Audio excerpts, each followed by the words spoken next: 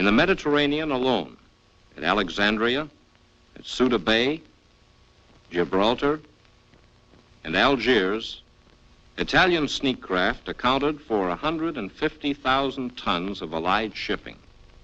In sharp contrast to the successful underwater craft, the motorboat story was extremely disappointing to the enemy. The Italians designed a 20-foot torpedo boat, the MTSM, to attack ships either at sea or in the harbors.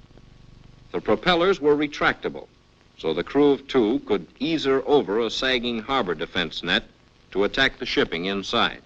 Two Alfa Romeo engines, one on either side of the single torpedo tube, gave her a top speed of 32 knots. The torpedo was fired by aiming the boat directly at the target, and after firing, the boat was turned sharply away from the following torpedo.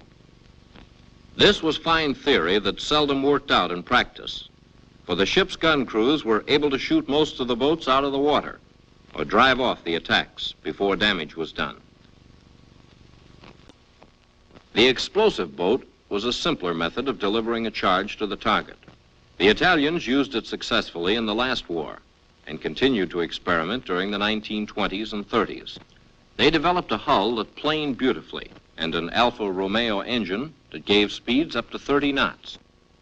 The combined propeller rudder could be swiveled at will, so that with a trained operator at the wheel, the usual type of torpedo net defense could be hurdled with surprising ease, although in actual operations, the boat was sneaked over the nets as quietly as possible under cover of darkness.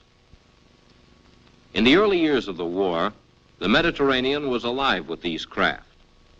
They swarmed into Malta and Ceuta Bay in mass attacks, but the ease with which they were spotted and their extreme vulnerability to gunfire placed them in the category of nuisance craft rather than effective offensive ones. Nevertheless, because it was a cheap way of delivering a massive 800-pound charge to its target, the Germans copied the Italian explosive boat.